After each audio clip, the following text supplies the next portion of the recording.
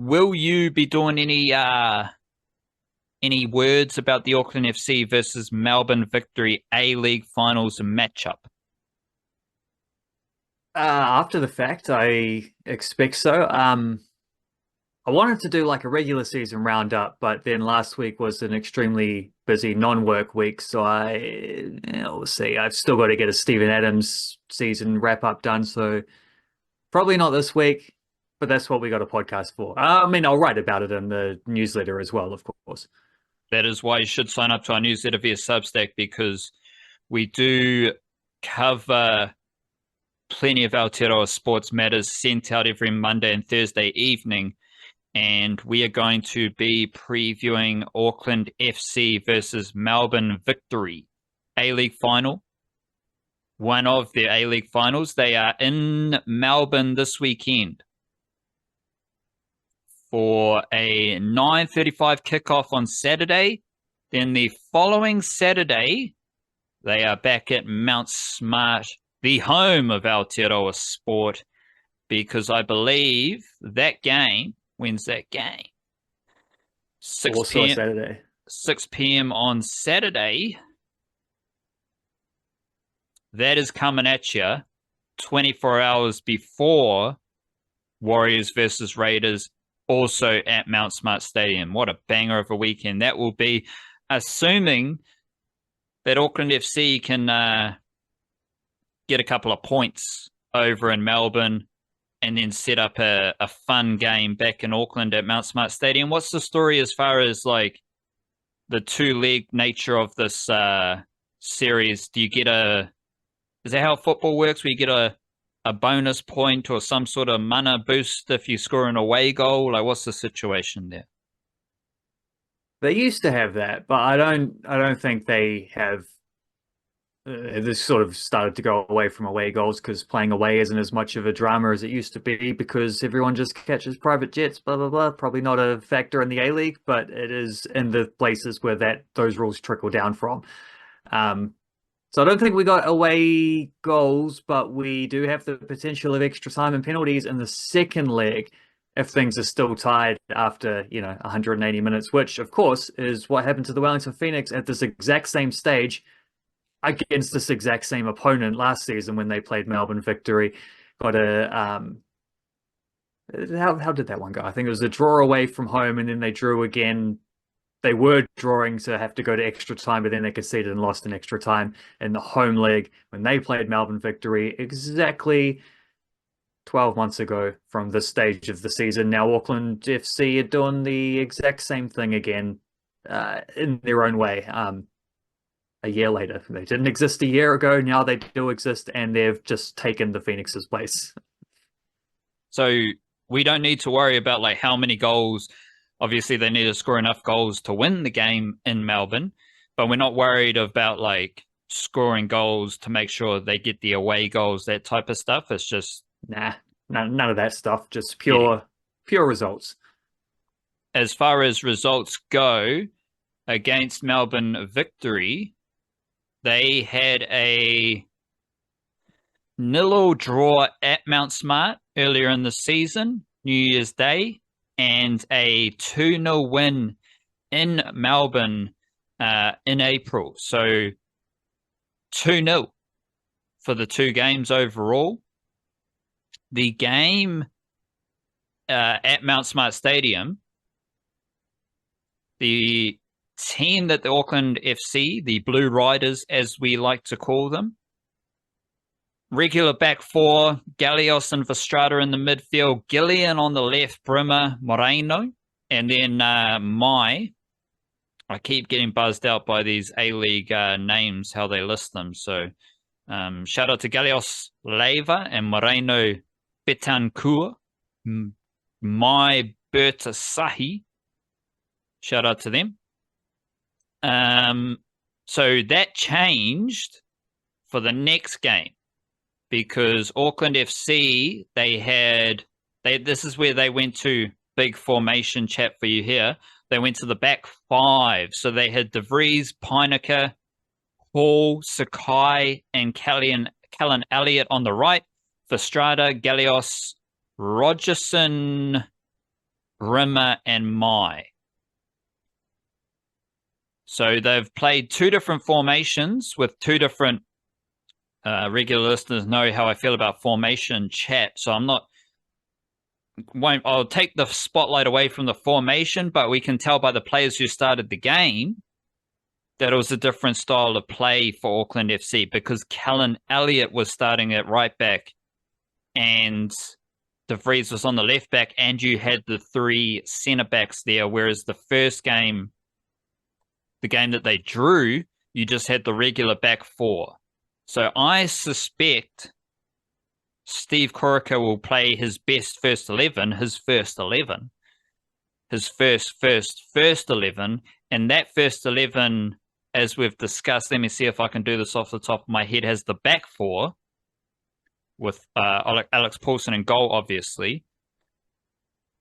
So do you think, well, let me see if I can do the whole first 11. So the back four, Sakai, Smith, Pinnaker, De Vries. Then we're going... You've already made a mistake.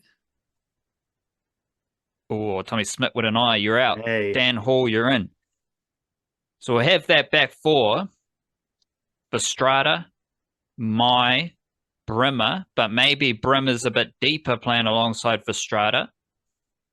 And we need Rogerson and Max Mata in the team. So I don't think Max Mata started either of these games. There's an interesting little wrinkle. My first question, I think we'll start with the back four, right? Like he's not going to do this back five thing. Stick with the back four. Very solid back four that has shown time and time again this season, you don't need a back five. You don't need your wing backs to get up the field. Sakai loves getting up the right side of the field. De Vries loves attacking up the left, but he is more likely to cross the ball in, whereas Sakai likes to venture a bit further, combine with Logan Rogerson on the right edge and get into the box. He's obviously going to cross it at some point, but he does love to run a bit further than Franny De Vries. Yeah, that's the big question about this game, I think, is how Steve Corica wants to approach it, because the game where they won and they picked the back three to start with, back five if you like, with the, you know, it just depends where your wing backs happen to be in those moments. That's a setup that we see a lot from them, is the chuck the third centre back in. Tommy Smith usually off the bench just slots in alongside. Sometimes as Elliott comes on and Sakai slots in alongside, as they did in that game. We see that a lot from them, but we usually see it at the end of games. That's the only game where they actually started with that setup. So, I mean, if they do that, it's obviously you're losing out on your wingers up front. So you still have the wing backs, but they don't have the wingers to combine with so much. Maybe you'd still get a bit of license from, like, because it was Logan Rogerson and Guillermo Mai who started as two strikers in that previous game, and they are very mobile strikers who are going to drift out and help out a bit. But you are losing an attacking player in order to put an extra defensive player in there. So it is a defensive move. It would be a shape where you set up to say, we just want to contain this team. And last time that actually worked. They contained Melbourne Victory really well. And then I think it was Louis Estrada scored one goal and set up the other one, had a bit of a blinder himself. Do they do that in the finals game though? Or do you want to be the team that goes out there and says, like, I know we're away from home in the first leg, but we have such a good defense. We back our defense regardless. We know our back four is just probably just, they're going to get the job done without needing to put an extra defender in there. And we, as the premiers, as the first place team, we want to go out there and boss this finals game. We want to put lay a statement down. We want to get ahead in the tie as quickly as we can.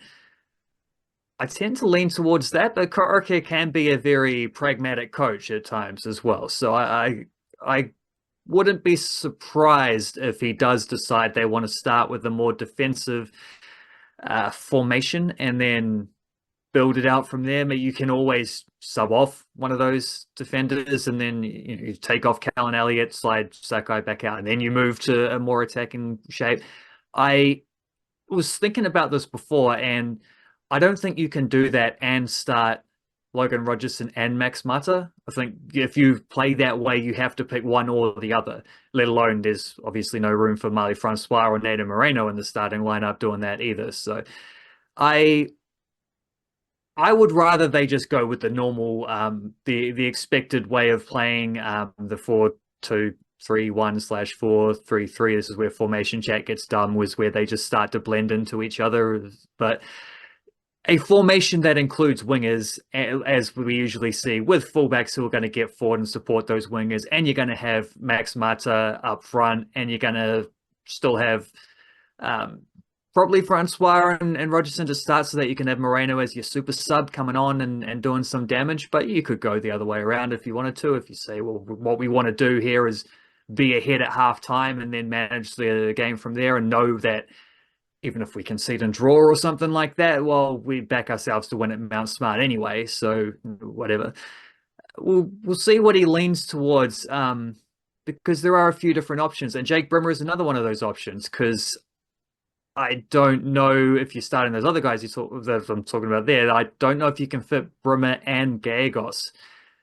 So maybe that has to be a one or the other, which I'd probably think if you're playing pragmatically, you'd pick the more experienced import player. But Brimmer would be an interesting one because, of course, he used to play for Melbourne Victory. Like, he signed directly from Melbourne Victory.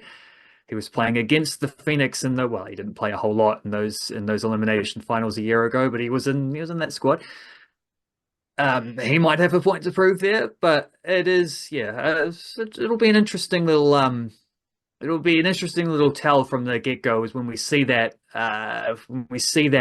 team list, and actually, like, an hour before kickoff, when that gets announced, like, that'll tell us a bit more about how Corica and Auckland FC are going to approach this one. But yeah, as I say, I think their defense is good enough anyway that you don't need to go making extra defensive concessions. I think you just go out there and try to win the game, which they did last time. I know they did it with the defensive thing, but they did beat them in Melbourne, and they haven't conceded in either game they played against Melbourne Victory either, who not a huge scoring team. They're similar attacking record to what Auckland FC themselves have got, but they're a dangerous team with some very good players. So 2 clean sheets in a row against them during the regular season. A couple more games here, see what happens. But I don't think they need to go out of their way and change the way that they normally play in order to combat a team like Melbourne Victory. I think they can just handle them the way they have done normally. They are the BRB, the Blue Rider Bullies. So there's no way in my mind that the Blue Rider Bullies are going to go to Melbourne as the best team in the A-League, as a team that has won the Premier's Plate in their first season by bullying other teams. There's no way they go to Melbourne and think and just like play like, we're going to focus on our defense. We're going to sit back and we're going to allow Melbourne Victory to dictate the terms of this game. It's not the back 5, back 4 chat is too much of a simplification of that idea. But it's just like, I think the best Auckland FC team, straight up, which is how I think they will be thinking. Let's select our best team. That is the back 4, De Vries, Peinecker, Hall, Sakai.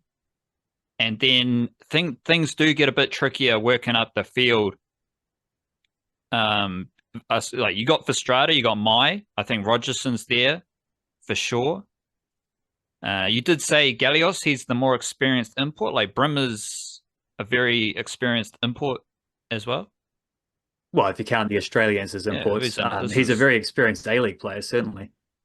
And he's an import for this team. Well, maybe not technically with the way the rules are, right, in the A-League.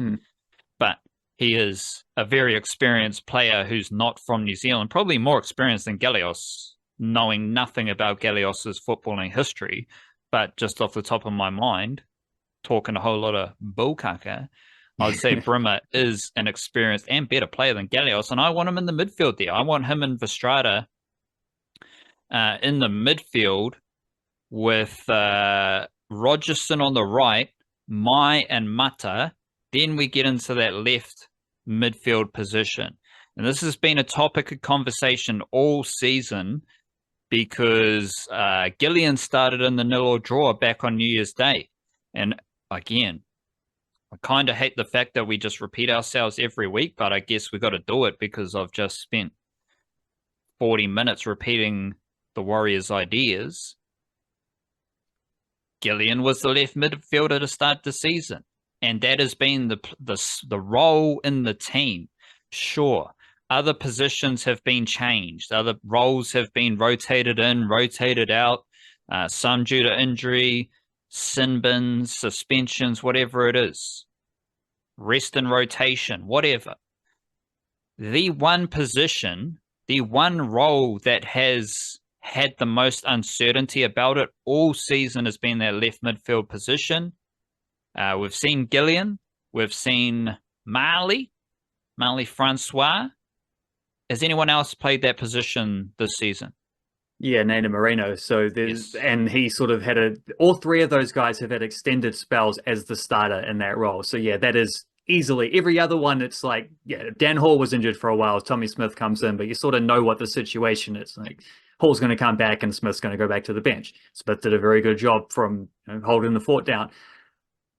The left wing position has fluctuated so much in part because Moreno, who's the best player of those three, and we have seen a little bit of Jesse Randall on the left wing, a little bit of only in substitute appearances, but a little bit of Louis Toomey as well. So there are a couple other players who have had chances there. But there's the three main guys who have all had an extended run as the starter. I think that 0-0 draw was the second to last start that Gillian made. So he was at the end of his rope there, apparently. But Moreno who is the most talented of those three, is kind of tended to play better when he's come off the bench. And it maybe even if the more Moreno, the better in general, because he's a very good player and he adds something that the others don't with his ability to basically score goals, like his clinical shooting. Might also, though, be the case that the balance of the team is better suited having someone like that as an impact sub, because otherwise you run the risk of when you need to go to your bench, you make the team worse each time because there's not necessarily other players who can make the same kind of impact. Like Jesse Randall's going to come on, he's going to run around, he's going to be good, but he's not going to do as much as Moreno would. Cam Howison might come on, he's going to be a classy little midfielder, he's going to pick up the ball, he's going to make good passes, but Brimmer's probably going to do more of that and a little bit better.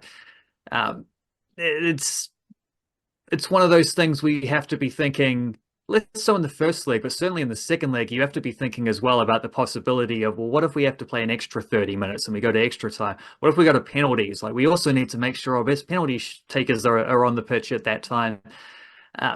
You got to think about it a little bit differently once you get into knockout football. So it's something else to consider. I suspect, supposing that they play a formation, which I think they will, I think we both hope they do, basically, based on what we've been saying. I think we're in agreement on that. We hope they just go out and play the way they usually play and back themselves to beat a team that finished below them. Technically speaking, in my mind, like, it always changes with and without the ball. There's a 2-3-1, there's 1-3-2, there's all these different footballing jargons and whatnot. But it's the way I think about it, 4-4-2. Just play a 4-4-2. That is the best way that I see. That is the formation of the Auckland FC first 11. Is that you're thinking a 4-4-2 when you say we're in alignment? Well, yeah, this is where we the way they play. This is where the numbers get annoying because I don't think there's much difference between 4-4-2, 4-3-3, 4-2-3-1, blah blah blah. So we'll say a formation that has wingers, like wide midfielders / wingers and wide defenders, not just one or the other. We'll say a formation that has wingers is what we would both like to see, I think. Yeah. 4 defenders, 4 midfielders, 2 central attackers. Along those lines, yeah. Because you can argue one of those central attackers is actually an attacking midfielder, blah, blah, blah, or the wingers attackers, or, This is a good insight into why we find the formation chat a bit ridiculous. it's a baseline. Yeah, It's not the answer to the question. It's just a starting yeah. point, isn't it? Is where it yeah. I think Melbourne Victory are a position heavy team though. I was looking at some of the stats to see like what are the things where these two teams are quite different. And Victory ranked third for possession, whereas Auckland FC ranked 10th for average possession in games. So that is one thing where like um what we're saying here about like Auckland FC just go out there, be the bullies, stamp your authority on the game kind of thing. Like the Victory are going versus sitting back and maybe soaking things up. I think that's how the Victory want to play is to have a lot more of the ball and to try play in Auckland FC's half there. Um, what was some other interesting ones that ranked up there? Very similar defensive records, very similar goal scoring records. Both pretty good for possession one in the opposition half. Auckland FC shoot less than Melbourne Victory, but as I say, they score a similar amount of goals, so that's more the means to an end. But the biggest difference I could find was that Auckland FC can commit the most fouls per match, whereas Melbourne Victory commit the second fewest fouls per match. Also, big difference in interceptions. Tackles one less so maybe Victory are quite good at winning the tackles when they commit to them, but they don't necessarily commit to them as much. Auckland seem to be clearly a more combative team, and I like that. I don't know. I like that picture in light of all the things we're talking about here about how this game might go. The most fouling team against the second least fouling team, a team that commits fewer fouls than the Wellington Phoenix this season, who were not a very combative team themselves. I just like go out and take it to them. You don't have to sit back against a team like Melbourne Victory. I think it's actually in your best interest to go and be aggressive and rough them up the way you rough up every other team. But there will be a little bit of an element of not overexerting before the second leg. You don't want to. You have to be a little bit careful there in that first leg away from home, because that's the one Melbourne Victory are going into thinking like this is our best chance. So you got to be careful with that. You can't be silly, but I don't know. I think there are better teams if you just go out there and play the way you normally play. You can hope that comes through. I understand planning, preparation. You got to know who your penalty takers are. You got to know that they're on the field at the end of extra time. You got to make sure you got the bodies ready for extra time and all that shit. Bit of mindfulness, to me, that's fair. Auckland FC, they're going to win these games, and of course, the coach has to be prepared for situations, but like you go to Melbourne, you win the game, you don't care. Like from my perspective as a fan, I'm not thinking we need to save our legs for the return game, right? I'm not thinking we need to make sure we've got this guy on the field for penalties. Because it's not going to get to that. You're going to win the game. You're going to go there and win the game. You're going to bust your ass to win the game. Who cares about those other things? But of course, as a professional sports coach, you have to take those things into account. The thing I think about the most about Auckland FC, and is the Blue Rider Bullies winning the ball in the opposition half. And your stats about possession, the fouls, tackles completed, to me, that all just comes into the pie, the big steak and cheese pie nicely. Because I think if you're telling me Melbourne Victory is at first for possession? Third. And Auckland FC is 10th out of 13 teams. So that tells the story even more, because Auckland FC, they don't need the ball, they win the ball. They take the ball from you. That's the bullying thing. And then they use it quickly. Yes, they take the ball, they take your lollies, they eat your lollies. See you later. Done. That is the best. That's something that I've noticed about Auckland FC all season long. And if Melbourne Victory are comfortable in possession, I imagine most of their possession is going to come in their half of the field. Same way, Melbourne Victory far better than Wellington Phoenix. But if the Wellington Phoenix want to play out from the back and they're kind of mediocre at that, you're just inviting Auckland FC to win the game because they're going to take the ball from you in your half and they're going to score goals. They're going to put you under pressure. You make the mistakes, done deal. So if Melbourne Victory are possession-based and they're trying to work the ball upfield, they might not play out from the back, but they may want to hold the ball in their half of the field. That's what I'm going to be watching out for, because Auckland FC are going to take the ball from them. And they just have so many bodies, so many workers, so much size and athleticism that I don't even think their greatest strength where they have those traits, which is the back line, is going to be as important, because they win the ball in the opposition half of the field. So I think the statistical picture that you outlined fits my key thing that I'm watching for, which is winning the ball in the opposition half of the field. I'm curious, how do you rank? It's tricky when we don't have the first 11, but assuming we do have our first 11 with a setup of 4 defenders, 4 midfielders, and 2 attacking players with your 2 wingers, otherwise known as a formation, rank or talk me through the subs that can come on. Because I think number 1 is Moreno, and he's probably going to come on for Francois. Then we have Gallios and Howison, who are both central midfielders who can cover different positions within that midfield bubble.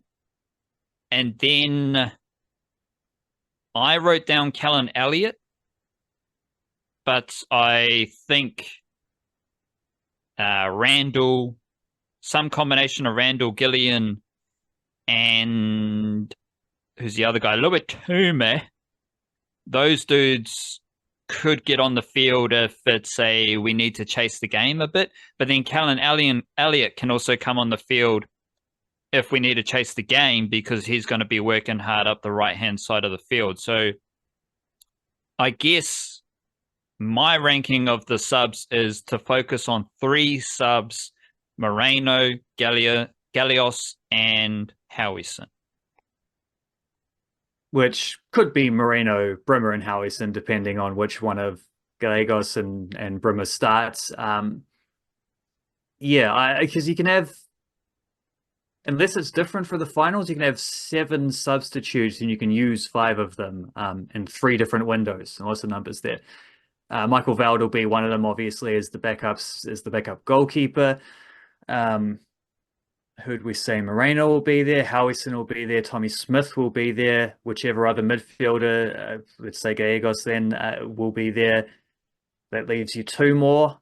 Jesse Randall scored last week. I think he'll be there. And I suspect it would be Callan Elliott as the other one. So I don't think you get room for any of the youngsters there, because as far as I know, it's a clean bill of health, unless something's being covered up or hidden.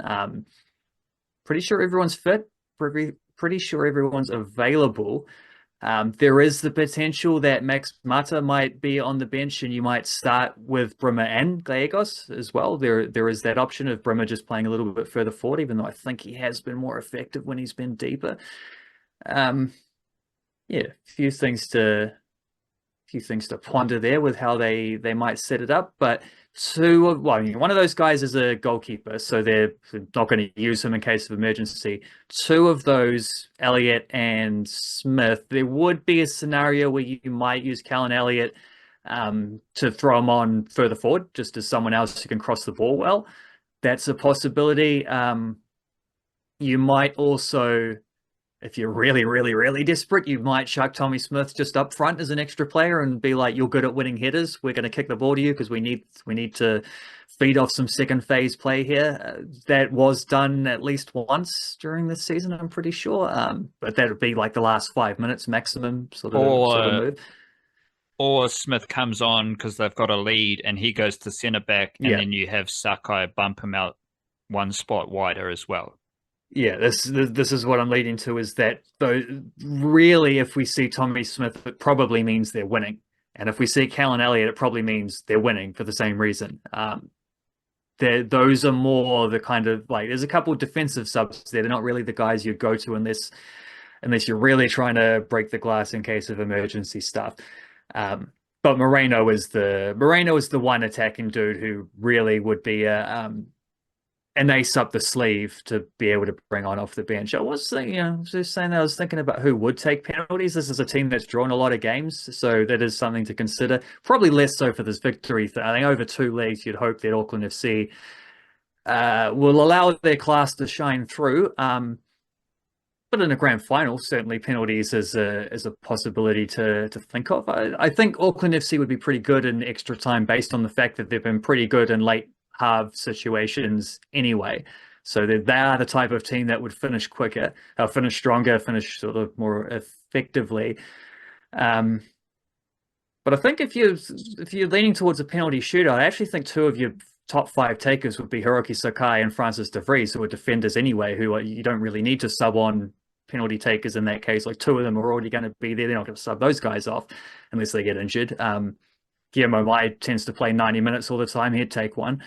If Moreno's on the pitch, which we expect he will be if he's coming off the bench, he'll be on the pitch at the end of the game. He'll take one. Don't know who else would take one. Maybe Brimmer or Verstrader or Rogerson would probably put his hand up. Cam Howison scored a few through the years for Auckland City. If he happens to be out there at that time, I think they're actually pretty well covered for penalty takers, which is a nice thing to think. It's not a situation you ever want to be in because you hope to be able to win the game beforehand. But if it does come to that, I do actually think they got a decent array of good technical players who have the experience to be able to handle that. Because, not to compare their good things to the Phoenix's bad things all the time, but Wellington Phoenix in a shootout situation, I'm struggling to think of who else other than Costa Barbarouses is going to confidently take one. Alex Rufer would be one. I think you're stretching beyond that. But Auckland FC, I think, are pretty well sorted for players who not only have the technical reliability to be able to put the ball exactly where they want it, but also more than anything, the career experience, like the mindset to be able to go and take one of those without just, shitting your pants and ruining the whole moment. And plus, they also, let's not forget, if it does come down to penalties, they do have the best goalkeeper as well in the A-League, who is a penalty specialist himself, Mr. Alex Paulson. I mean, didn't spend a whole lot of time talking about him, but he could be the best player on the field. And that's and in these games, that's massive, having a goalkeeper like that.